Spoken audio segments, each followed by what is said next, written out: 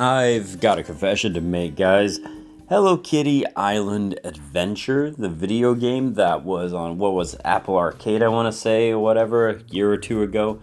It released this year for the Nintendo Switch, for PC, and I got it on PC, I just wanted to try it out, and I enjoyed it so much that I even bought a physical copy for the Nintendo Switch because, like I said, I have a confession, and my confession is this: that Hello Kitty Island Adventure is actually pretty dang awesome.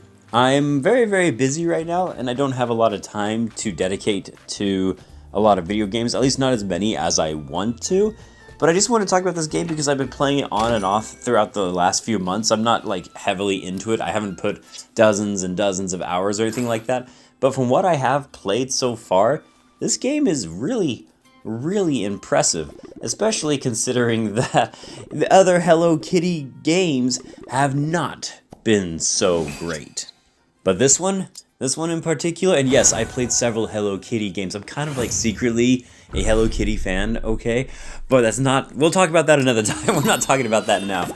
This game in particular, though, I think is the pinnacle of the Hello Kitty video games out there in the world. I mean, if you enjoy games like Story of Seasons or Rune Factory, or to be even more closer to what it's like, Animal Crossing, if you've ever played an Animal Crossing game, yes, Hello Kitty Island Adventure is very much like that. But what I really like about it is they still try to, do their own thing and have their own identity, carve itself out amongst all the other cozy life simulator, whatever type of games you want to call them. One thing that I really like about this game in particular that it's doing is just something so simple, which is try to find the Gudetamas that are hidden throughout the entire island. I don't know why, but every time I find one, I just feel so happy. Especially since you can see Gudetama's butt from time to time, which is just hilarious to me. Speaking of hilarious, there's some pretty clever adult jokes within this game.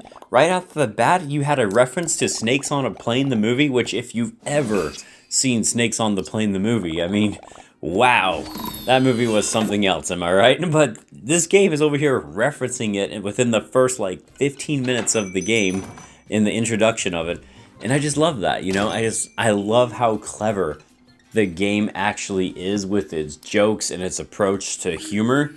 I'm very much pleased with it. Plus, there's the typical stuff. I don't need to go into all of the finer details about what makes this game so special, because it's doing a lot of things that other games like Animal Crossing have done before, but it's Hello Kitty. And so if you like Hello Kitty and you like games like Animal Crossing, this is a match made in heaven, and it's just really fun. Plus, it gives you all sorts of different tasks, and there are different parts of the island that you'll have to unlock. You're encouraged to give presents to your friends.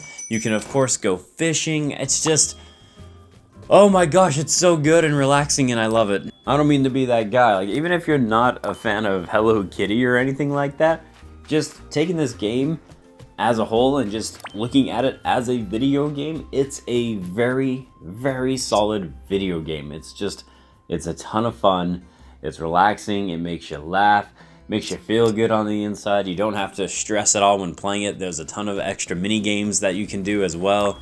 So you have a good variety, and you have an enjoyable game which you can easily sink dozens and dozens of hours into, because like I said, it's one of those cozy games.